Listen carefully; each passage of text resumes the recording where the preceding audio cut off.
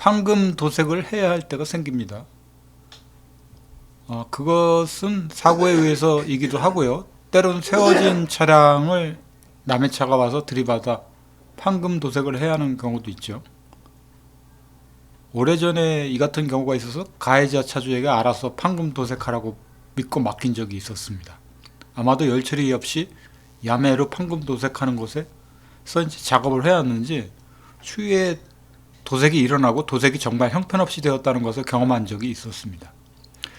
쉽게 생각할 수도 있는 부분인데 확실히 보험 처리해서 보험사에서 지정된 공업사에 일을 맡기면 앞서 얘기한 부분에 이제 도색 후 일어나는 현상은 없으리라고 봅니다. 또 하나의 경우는 예전 프린스 차량이 사고가 나서 엔진룸 부분과 운전석 옆문짝 두 개 모두 판금과 도색이 이루어졌던 상황으로 추후 도색은 잘 되었지만 판금 부분에서 차체에 틀어짐이 많아서였을까요? 비가 오고 난 후에는 꼭 운전석 쪽 바닥에 물이 고인 사연도 있었습니다. 매우 중요한 부분이기에 이 얘기를 좀 다뤄보려고 합니다. 일반적으로 도색을 하기 전 프라이머를 뿌리고 베이스 코트를 뿌리고 클리어 코트 뿌리고 마무리를 한다고도 합니다. 그런데 여기서 프라이머를 뿌리지 않고 도색을 하면 페인트와 범퍼 간의 접착이 이루어지지 않아서 도장에 불량이 생겨서 차후에 마르고 나서 페인트가 쩍쩍 떨어지는 현상이 있다고 하는 전문가들의 얘기입니다. 그리고 이제 베이스 코트나 클리어 코트 페인트를 뿌릴 때 페인트와 경화제나 신나 비율을 잘못 배합해서 도색을 할 때도 도장 불량 현상이 생길 수 있습니다.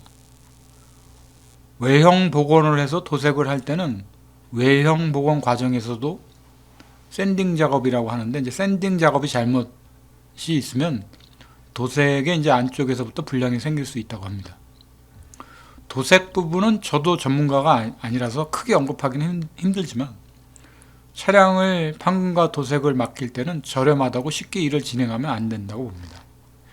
일단 열처리 부분도 있고 해서 이런 여러 사항들이 빠져버려도 추후에 이제 차주는 땅을 치고 통곡할 일이 분명히 생길 수 있습니다. 1급 공업사라면 이런 부분에 대해서만큼은 확실한 보장이 있으니 추후 도색이 잘못되었을 때도 돈이 든 만큼 AS를 신청할 수 있으니 신경을 써야 할 부분이라고 봅니다. 이제 차를 살 때도 책상의 선택은 심사숙고해도 될 부분이라고 말하고 싶습니다. 예전에 남들이 선택하지 않은 색상을 선택하라는 경우들도 있었죠. 일반적으로 무난한 색을 많이 선택하는 경우들이 많습니다. 하지만 남들이 선택하지 않는 특별한 색상을 선택하면 그 색이 없기 때문에 이미 도색되어진 차량의 차대 전체를 다시 담궜다 빼는 형식으로 도색을 한다는 얘기를 들었습니다. 결론적으로 한 번 더 도색을 하는 셈이죠. XM3의 경우 클라우드 펄 색상은 선택 시 일정 금액을 지불하고 선택을 합니다. 검정색 차량에 한 번 더 도색을 한다는 것으로 알고 있습니다. 전혀 나쁠 것이 없는 탁월한 선택인 셈이죠. 일반인들도 도로에 달리고 있는 오래된 차량을 살펴보면 세월의 흔적이 있어도 도색이 야무딱지게 되어서 차체가 부식이 안 되는 경우도 있지만 어떤 차량들은 타이어 쪽 부분이 녹이 슬고 떨어지는 모습들을 보기도 하죠. 특히 화물차의 경우는 승용차보다는 도색 부분에 있어서 좀 떨어지는 것은 사실인 듯 보여집니다.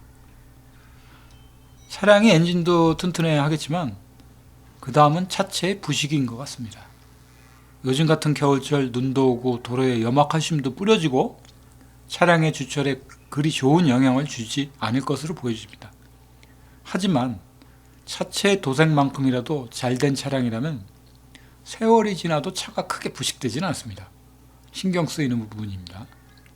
차량 안쪽의 주철 부분들은 엄밀히 얘기하면 세월이 지나면 교체되어지는 소모품들입니다. 차체가 부식이 안 되는 게 더 큰 관건이 아닐까 하는 개인적인 시각입니다. 그럼 오늘은 도움이 되기를 바라면서 이만 마칠까 합니다.